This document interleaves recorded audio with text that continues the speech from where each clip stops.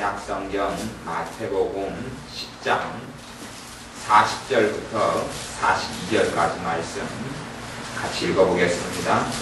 너희를 영접하는 자는 나를 영접하는 것이요 나를 영접하는 자는 나 보내신 이를 영접하는 것이니라. 선지자의 이름으로 선지자를 영접하는 자는 선지자의 상을 받을 것이요 의인의 이름으로 의인을 영접하는 자는 의인의 상을 받을 것이요 또 누구든지 제자의 이름으로 이 소자 중 하나에게 냉수 한 그릇이라도 주는 자는 내가 진실로 너희에게 이르노니 그 사람이 결단코 상을 잃지 아니하리라 하시니라. 아멘. 주님께서 이 마태복음 10장의 서두의 1절에 보면 12제자를 불러서 12제자에게 명하고 말씀하시는 내용이 나옵니다. 그 가운데 너희를 영접하는 자, 주님의 12제자, 주님의 사도들을 영접하는 자, 그런 사람은 주님께서 그 사람들은 나를 영접하는 것과 똑같다. 너희를 영접하는 사람, 너희를 받아들이고 너희를 환영하고 그런 사람들은 나를 영접하는 것과 똑같다. 그렇게 말씀하시고 두 번째 41절에 보면 선지자의 이름으로 선지자를 영접하는 자는 선지자의 상을 받는다. 선지자의 이름, 그 말은 이름 안에, 성경에서 이름 안에는 그 사람의 존재를 담아가 집어넣어 있습니다. 이름은 존재를 이야기하는 것이, 그 사람의 본질을 이야기하는 것이, 그러니까 선지자의 이름으로 선지자를 영접한다는 뜻이 뭐냐면 그 사람을 하나님의 선지자를 알아보는 것이, 하나님께서 보낸 선지자를 알아봐서 그 사람이 진짜 선지자인 것을 알고 난 다음에 하나님의 선지자로 대접하는 것이, 그런 사람은 선지자의 상을 받는다. 선지자의 상이라는 것은 그 선지자가 하나님 앞에 갔을 때 받는 상급을 이야기하는 게 아닙니다. 그걸 이야기하는 게 아니라 그 사람을 참 주님의 선지자로 영접하면 그 사람을 통한 선지자의 사역의 혜택을 받게 된다. 그런 말씀을 이야기하는 겁니다. 선지자의 사역의 혜택을 받는다. 그렇게 말씀해요. 그 다음에 41절 하반절에 보면 의인의 이름으로 의인을 영접하는 자는 의인의 상을 받을 것이요. 그렇게 이야기합니다. 오늘의 주제는 의인이 오늘의 주제 말씀. 의인. 신구약 성경에서요, 하나님의 자녀에게 굉장히 중요한 주제가 있는데 그 주제는 의인이라는 것이 그렇게 큰 주제입니다. 의롭다, 의롭게 사는 사람, 의인, 이것이 큰 주제입니다. 큰 주제예요. 요즘에 이제 교회에 와서는 어떤 어리석은 몇몇 교리들을 통해서 의인이라는 성경의 주제를 무시해버리고 무너뜨려버리는 일들이 굉장히 많습니다. 그런데 의인이라는 것은 절대 무너지지 않는 주제입니다. 그건 굉장히 중요한 주제예요. 그러면 의인이라는 것이 성경에는, 신약 성경에는 두 가지가 있고 구약 성경에는 오직 한 가지밖에 없습니다. 오직 한 가지의 의인밖에 없어요. 그 의인은 어떤 사람이냐? 하나님을 기쁘시게 하며 하나님을 경외하는 사람, 하나님 앞에 바르게 사는 사람을 구약 성경에서 의인이라고 이야기했어요. 하나님 앞에 바르게 사는 사람, 하나님을 경외하는 사람, 이걸 의인이라고 이야기했고, 신약에는 두 가지가 왔다 갔다 쓰입니다. 신약에는 두 가지가 왔다 갔다 쓰이는데 첫 번째 의미의 의인은 예수님을 영접해서 예수님의 거룩한 보혈을 통하여 깨끗함을 받은 사람, 예수님의 의로움을 입은 사람, 이 사람을 의인이라고 이야기합니다. 두 번째는 구약과 동일하게 하나님 앞에서 바르게 사는 사람, 이 사람을 의인이라고 이야기합니다. 어떤 교리들로 인해서 의인, 예수님을 통해서 의롭게 된 사람, 이 의인이라는 교리가 다른 하나님께 올바르게 살고 뜻대로 살아가는 의인이라는 단어를 무시해버리고 없애버린 원흉이 되었는데 그건 절대 정당하지가 않습니다. 정당하지 않고 신약시대도 동일하게 하나님 앞에서 바르게 살아가는 의인이라는 것은 너무 중요한 주제에 속합니다. 신구약 동일하게 그렇습니다. 단순히 어떤 사람이 나는 예수님을 영접하고 믿었으니까 나는 의인이다, 그렇게 이야기하면 주님께서 그렇게 이야기합니다. 너가 정말 의인답게 살고 있느냐? 그렇게 묻습니다. 주님 앞에서 의인답게 사는 사람, 이 사람들이 하나님 앞에서 너무나 소중하고 귀한 사람이 됩니다. 하나님 앞에서 바르게 살고 하나님 앞에 의롭게 사는 사람, 그 한 명이 악인의 1000명, 10,000명의 가치보다 하나님은 더 가치 있다고 말씀하시는 것입니다. 어떤 사람은 아이고 사람의 가치라는 게 하나님께 그게 그거지, 똑같다, 같이 그렇게 이야기 절대 같지가 않습니다. 하나님 보시기에는요, 악인은 1000명이 있어도요, 의인 1명과는 하나님 안 바꿉니다. 의인 1명과는 안 바꿔요. 바꿀 수가 없는 것이고, 하나님 뜻대로 살아가는 의인 1명과 바꾸지 않습니다. 주님께서 마태복음 10장에서는 누구 이야기를 합니까? 의인 이야기를 합니다. 의인 이야기. 이 의인은 예수님을 통해서 의롭게 된 의인 말고, 예수님을 믿는 사람이지만 참으로 삶 가운데 하나님을 기쁘시게 하고 하나님의 뜻대로 살아가는, 하나님을 경외하는, 주님을 따르는 그러한 참된 하나님의 사람을 가리키는 의인이란 말입니다. 이런 사람을 의인의 이름으로 의인을 영접하는 자, 하나님 뜻대로 살아가는 사람을, 그 사람을 정말 귀히 여기고 존중히 여기는 사람, 그런 사람은 의인의 상을 받는다.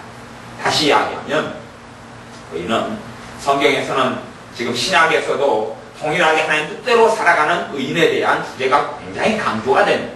그것은 신약과 구약이 공통적으로 똑같다는 것을 이해하시고 하셔야 똑같습니다.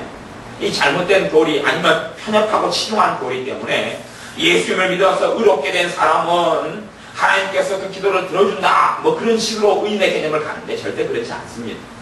너희 마음, 우리 마음에 죄악을 품으면 주께서 듣지 아니하시리라. 그렇게 하나님의 사람 다윗이 이야기하는 겁니다. 우리 마음에 죄악을 품으면 주께서 듣지 아니하시리라. 기도를 해도 내 안에 죄악을 품고 있으면 하나님은 듣지 않는다라고 말씀하시고, 그 사람이 죄악 가운데, 악 가운데서 예배드리면 그 예배는 하나님께 가증하다 말씀하시고, 너희가 저리 나가라. 그렇게 선지자를 통해서 말씀해 오셨습니다. 근데 어떤 사람이 법적으로 하나님의 자녀가 되었다 해서 하나님이 그 사람을 기뻐하는 건 절대 아닙니다. 하나님이 그 사람을 기뻐하는 것과 그 사람이 예수님을 영접했다는 것과는 다른 이야기입니다. 예수님을 영접해도 하나님을 경외하는 사람을 하나님 앞에서 말하고 하나님 앞에서 생각하고 하나님께서 어떠한 삶을 원하시는지 하나님을 경외하는 삶을 살 때에 하나님께서 그 사람을 의인이다 하고 말씀하시는 겁니다.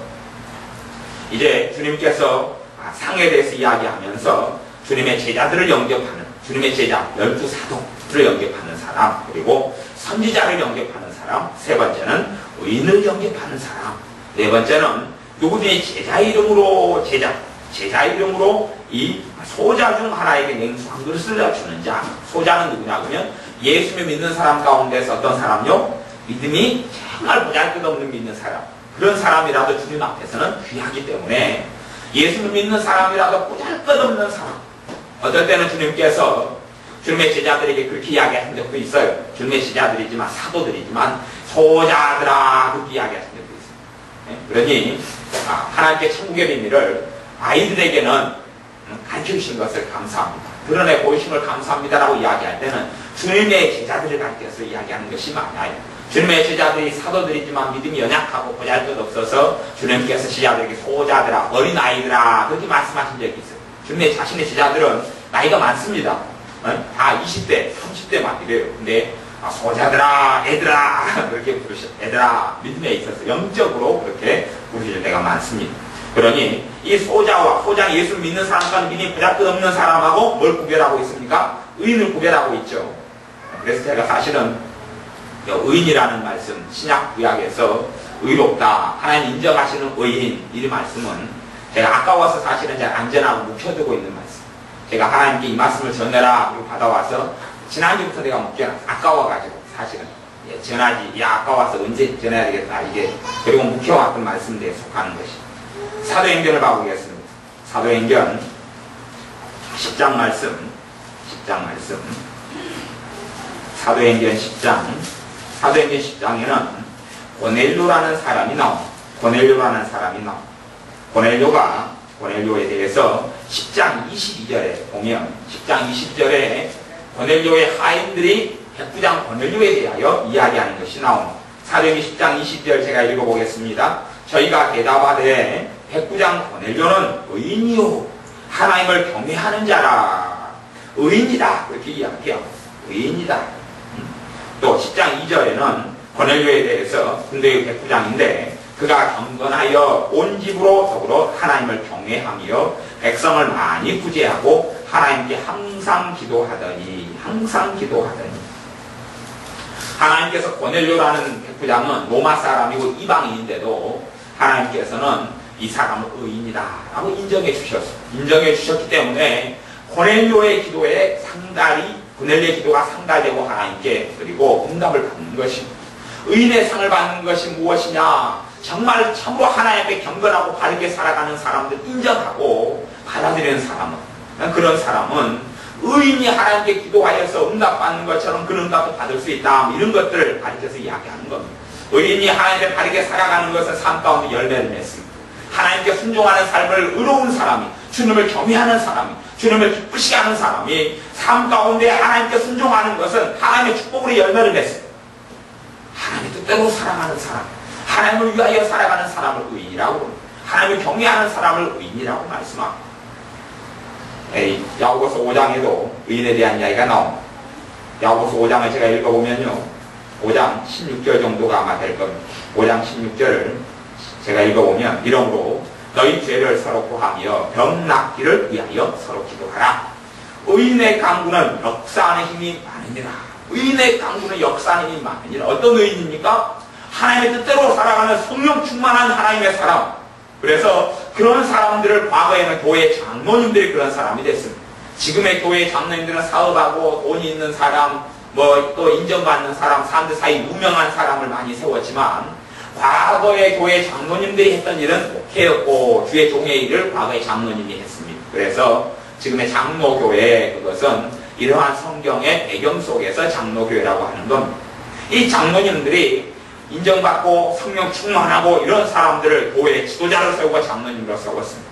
그 사람들이 의인이 되는 것입니다. 하나님의 뜻대로 살아가는 사람들, 하나님을 경외하는 사람들, 그런 사람들을 불러다가 그 사람들이 병든 사람을 위하여 기도할 때에 병이 치료된다고 말씀하시고, 왜냐하면 그 사람들은 의인이고, 의인의 강구는, 의인의 간절한 기도는 역사하는 힘이 많다. 역사하는 힘이 많다. 놀랍게 똑같이 기도하더라도 어떤 사람은 호미 기도를 할 수가 있고, 어떤 사람은 괭이 기도를 할 수가 있고, 어떤 사람은 똑같이 기도하는데 포크레인으로 땅을 파듯이 이렇게 기도할 수가 있는 겁니다. 사람의 하나님 앞에 어떻게 살아가느냐에 따라 다르다는 이야기입니다. 그 사람이 얼마나 의롭게 살아가느냐, 얼마나 하나님을 사랑하고 하나님을 경외하느냐, 하나님의 영광을 위해 어떻게 살아가느냐, 이런 사람을 하나님이 찾는 것. 하나님은 온 땅을 두루 감찰하셔서 전심으로 자기를 향하는 자들에게 능력을 베푸시나니, 전심으로 하나님께 마음을 향하는 사람이 어떤 사람입니까? 주님으로 인하여 죽고 사는 사람입니다. 주님을 참으로 영화롭게 하기를 원하는 의인들. 하나님께서 노아에 대해서도 그렇게 말씀합니다. 노아는 당대의 의인이라 말씀하십니다. 노아는 당대의 의인이라. 하나님 앞에서 하나님을 경외하고 살아가는 사람, 노아에 하나님께서 주목하시는 것. 노아에게 주목하셔서 노아를 축복하시고 노아를 선택하시는 것. 소돔과 고모라성이 하나님의 진노를 받아 멸망할 때에 하나님께서는 그렇게 이야기합니다. 하나님께서는 그 성을 내가 멸망하겠다 말씀합니다. 그때 하나님의 사람 아브라함이 기도합니다. 그 성에, 소돔과 고모라 성에 자기 조카 롯이 살고 있거든요. 하나님, 그 성은 굉장히 큰 성이에요. 소돔과 고모라 성은 당대에 돈이 굉장히 많은 성이고 사람이 굉장히 많이 사는 성이에요. 왜? 부자니까. 그리고 잘 먹고 살만한 환경이 너무 좋으니까 사람이 많이 살아요. 단순하게 10명 살고 100명 살고 1000명 살고 10,000명 사는 정도가 아닙니다. 그 시대에 돈 가진 사람들, 떵떵거리는 사람들, 그런 사람들이 모여서 버글버글 살았던 겁니다. 그러니 돈이 너무 많으니까 무슨 짓이라도 다 하고 살았습니다. 돈이 너무 많으니 쾌락향락에 젖어 사는 것은 일도 아니었습니다. 일도 아니어서 이 사람이 쾌락향락에 소돔과 고모라성 사람들이 살다 보니까 이제는 정상적인 결혼생활, 정상적인 남자 여자 관계가 아니라 공성연애하고 별짓을 다 했습니다. 그래서 하나님께서 진노하셨고 그 소돔과 고모라성을 파멸시키고 심판하신다고 선포하셨습니다. 그럴 때에 그 성에 자기의 조카 롯이 살기 때문에 아브라함이 기도합니다. 하나님, 그 성에 하나님의 의로운 사람 50명이 있으면 어떻게 하시겠어요? 의인 50명이 있으면 멸망시키겠습니까? 하나님께서 안 한다고 그랬습니다. 안 한다. 한국 땅도 사실은 깊이 들어가면 이 땅에 심각한 공산화 위험을 이 땅은 가지고 있습니다. 그래서 정치 세력 가운데도 좌파들이 얼마나 많고 공산 세력이 얼마나 많고 너무 많습니다. 진실을 아는 사람은 끔찍해 버립니다. 진실을 깊이 들어가 아는 사람은 하루하루를 사실 불안해 무섭습니다. 언제 북한이 밀고 내려와서 여기서 반란이 일어나고 여기서 공조 세력이 일어나가지고 공산화가 일어날지 상상이 안 되기 때문에 그렇습니다. 상상이 안 되는 겁니다. 이 사회는 심각한 공산화 위협 속에 처해 있어서 한국 땅에 하나님께서 보호하시고 도우시는 손길에 한 번만 뗀다면 이 땅의 민주주의는 무너져 버립니다. 그 정도로 심각한 지경에 처해 있는 게 한국입니다. 하지만 국민들은 아느냐? 대다수 모릅니다. 전혀 알지 못합니다. 무엇이 현실인지, 무엇이 진실인지, 무엇이 가짜인지 모릅니다. 지금쯤에 와서는 그런 광우병 가지고 하여튼 촛불 시위 이런 것들이 얼마나 잘못인지 다 드러났어요. 드러나도 다 드러나고 말아도 국민들이 그 진실을 지금도 아느냐 아니면 대다수 모릅니다. 이미 다 밝혀져도 국민들은 안 믿습니다. 민노장이 주축이 되고 공산당 좌파가 중심이 되고 공산당이 사주를 받는 사람이 중심이 되었어요. 그리고 촛불 시위를 하고 아무것도 아닌 일을 나라 전복시키려 했는데 그리고 모든 국민들이 대부분이 미쳐가지고 날뛰었는데 자기들이 도대체 한국 땅에 무슨 짓을 했는지 민주주의 땅에 무슨 짓을 했는지 도무지 알지 못합니다. 저도 촛불 시위 가지고 제가 형하고 아주 대단하게 한번 싸운 적이 있습니다. 저는 촛불 시위 가지고 그랬습니다. 그 공산당이 하는 일이에요. 그 좌파가 빨갱이가 계속 조종해가지고 촛불 시위한다 그랬습니다. 형은 절대 인정 못한다고 막 그 바락바락 대들고 서로 싸웠어요. 나중에 드러났죠. 좌파 공산당이 민노당이 빨갱이인 건 다 드러났죠. 다 드러났어요. 작년에 다 드러났어요. 작년 재작년에 민노당이 빨갱이인 것을 다 드러났어요. 지금 이제 여총공단에 이런 건설 노조 같은 거 데모 지금 시작하고 있습니다. 데모 시작. 그건 누가 조종한? 민노당이 조종한 겁니다. 민노당이 서민을 대상으로 그전에는 돈을 많이 가진 사람들 대상으로 돈 많이 가진 사람이 뭐냐? 대기업체 직원들 대상으로 노동운동을 조직하고 시집걷고 반란을 일으키고 하려다가 그것이 이제 성공을 못 거두니까 이제 서민 쪽으로 돌아서서 이 여총공단 같은 경우는 건설 노조를 조직했어. 그들이 민노당이 조직해가지고 지금 데모할 일이 아무것도 없어요. 데모할 일도 없고 오히려 일할 사람은 너무 일하고 싶어 난리인데 일감이 적은 것이 일감이 적어서 지금 난리인데 그 사람들에게 지금 데모하라는 것이 그리고 이제 데모 들어갔습니다. 얼마나 미치고 환장할 일입니까? 누가 기회가 있어요? 민노당이. 이들은 데모가 일어나면 세력을 잡을 수 있거든요. 나라를 전복시키면 세력을 잡거든요. 나라의 문제를 일으키면 세력을 잡거든요. 그런 사람이 한국 사회의 중심이 돼가지고 있어요. 지금 시험 때마다 무슨 일이 벌어집니까? 정교전 학생들 선동해가지고 시험 못 보게 합니다. 국가의 학교를 이용해서 반란을 부추깁니다. 왜 정교조 뒤에는 뭐가 있냐면 빨갱이가 있어요. 한국 땅 대부분의 영역이 빨갱이 다 넘어갔습니다. 다 넘어갔어요. 현실을 모르니까 그래요. 하지만 감사한 것은 그런 것이에요. 소등과 공학생의 의인이 사실 10명이 있었답니다. 멸망시키지 않았을 것이다 하고 최종 결론이 납니다. 아브라함과 롯의 이야기에서. 이 땅에는 의인이 몇 명이 하나님을 경외하는 사람, 하나님을 바르게 섬긴 사람 몇 명이 있을 때 하나님께서 이 나라를 지키실지는 모르겠습니다. 그때보다는 훨씬 국민이 많기 때문에요. 몇 명이 있어야 이 땅을 하나님 보존하실지는 모르겠습니다. 하나님께서 이 땅을 보존하기 위해서는 내가 하나님 앞에 의인이 되는 수밖에 없습니다.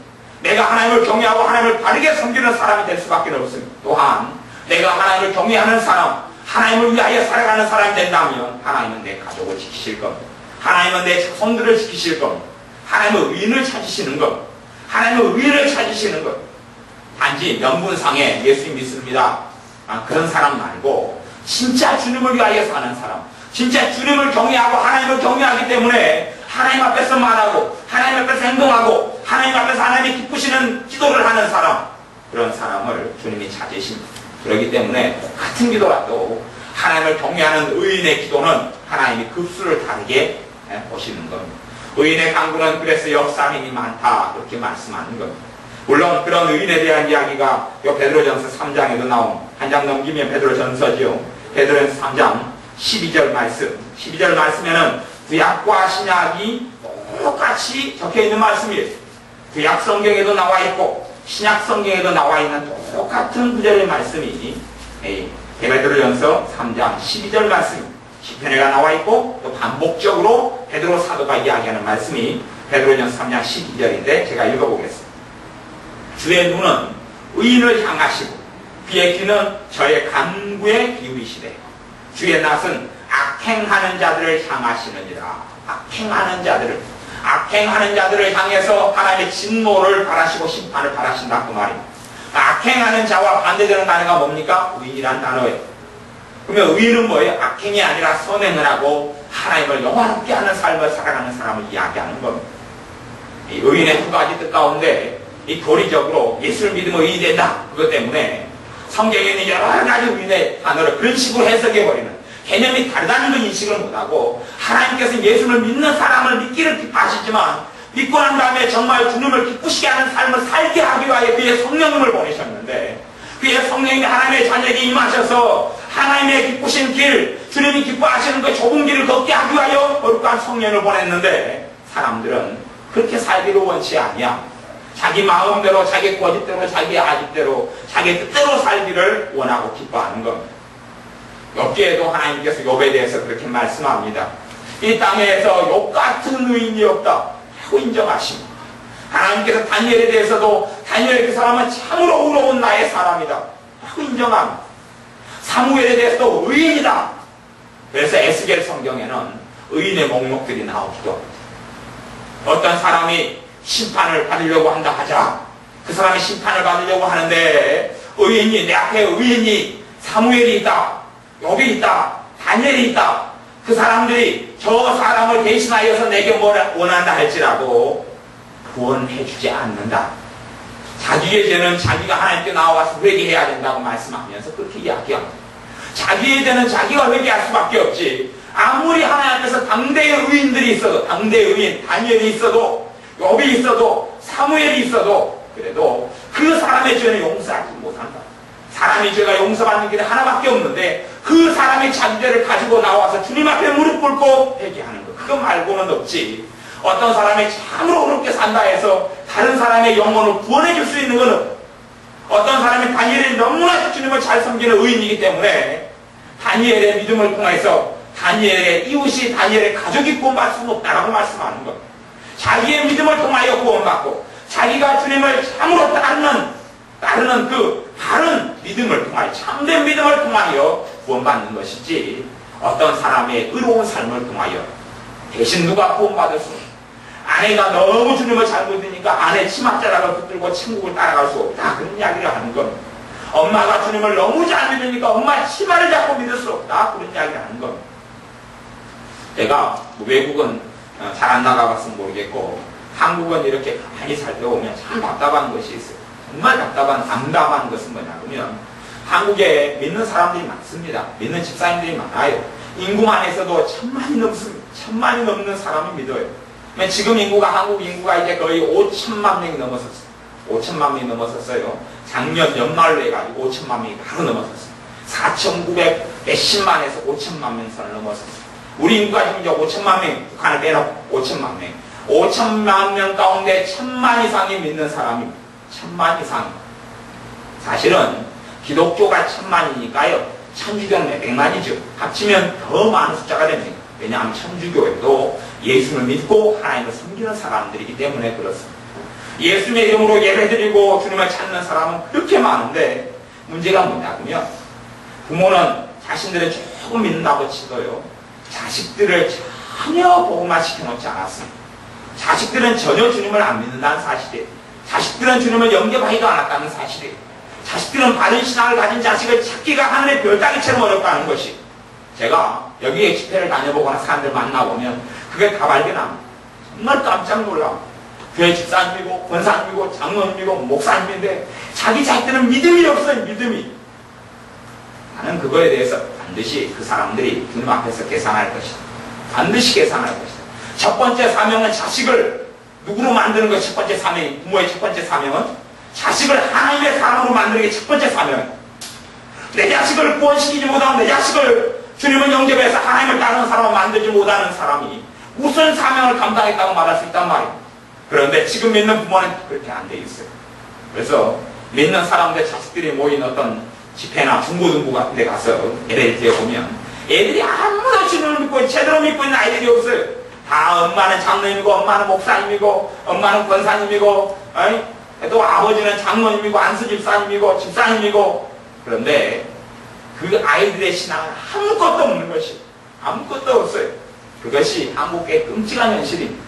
그러니 이제 한 10년 지나면 한국은 텅텅 비어갈 겁니다. 거기 같은 데 가면 교회가 그렇습니다. 교회는 어마어마하게 큰 교회인데 할머니야 3명만 앉아서 예배드리고 5명만 앉아 예배드리는 데가 많이 있습니다. 왜냐하면 젊은 아이들은 젊은 사람 다 빠져나왔기 때문에.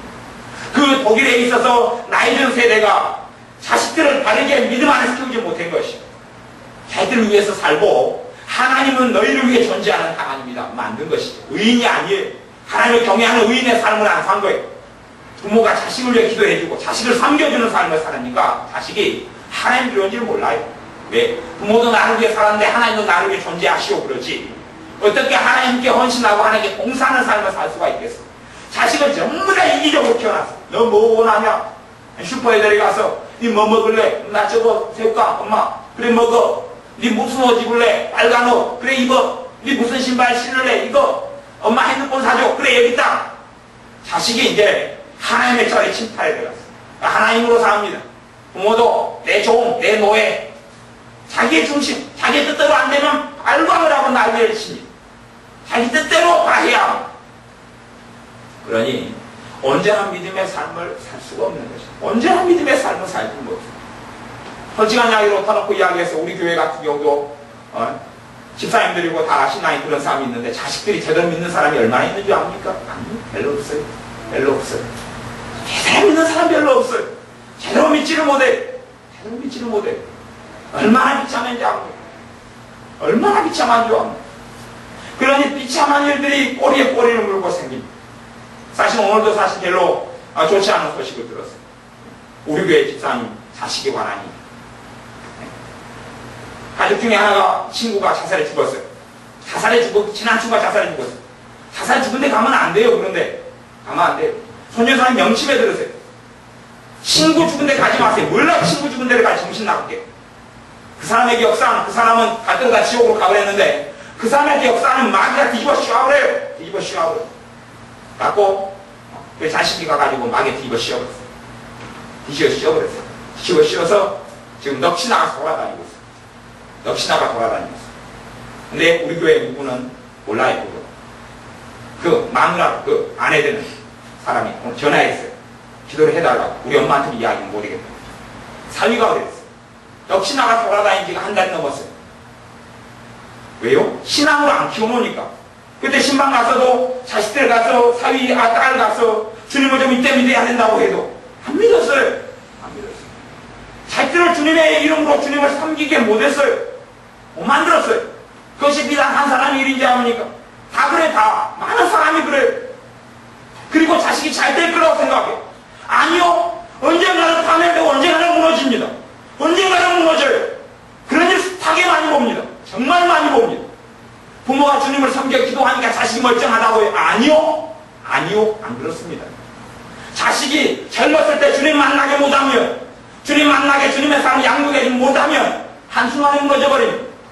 그래서 그 자살한 이야기 하면서 귀신에 완전히 덮어씌워가지고 방황하고 있어. 집에도 안 들어오고 애들도 있고 안 들어와요. 밖으로 차로 돌아요. 마누라가 만났어요. 왜 안 들어온가? 내 친구가 죽었어. 그리고 지금 돌고 있어요.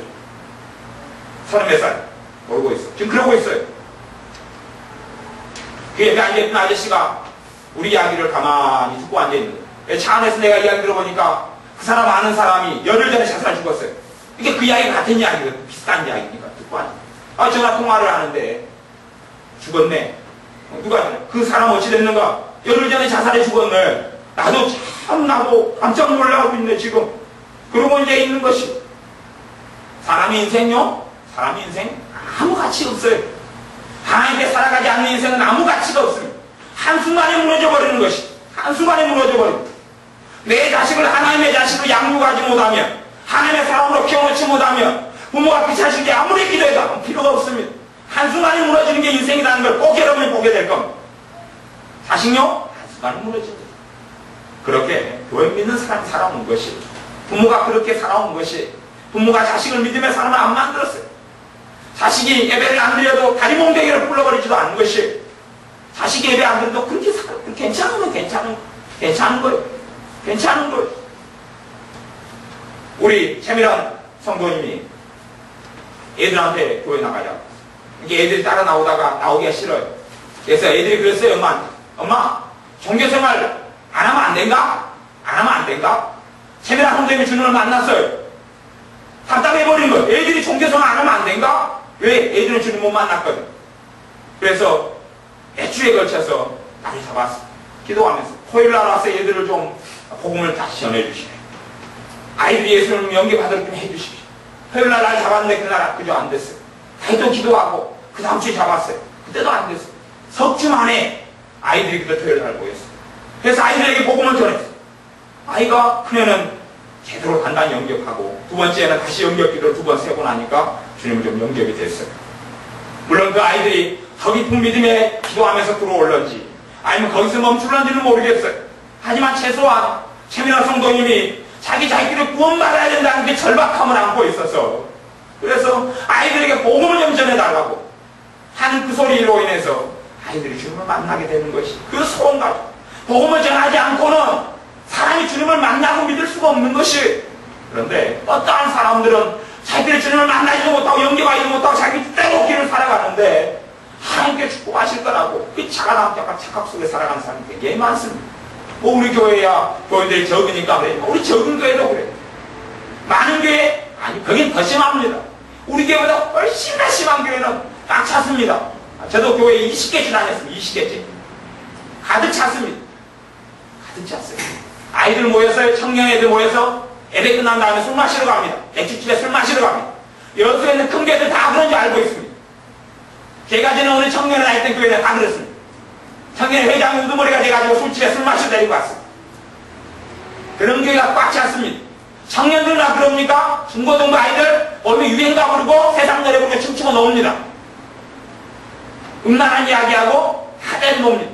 거기에서 남자 여자 사귀는 장소지 주님 만난 장소 아닌지 오래됐습니다. 그러니 갈수록 아이들이 줄어들어가 하나님 축복 안 하시지요. 그런 아이들 보면 다 권사님 아들이고 장로님 아들이고 집사님 아들이고 목사님 아이들입니다. 그런 지 오래됐습니다. 한국교회 망쳐 들어가는 것은 한 10년 안에 망쳐 들어가 버립니다. 망쳐 들어갑니다. 10년 안에요? 텅 비어가고 망쳐 들어갑니다. 당연한 것입니다. 하나님께서는 의인을 찾지 못하시기 때문에 그렇습니다.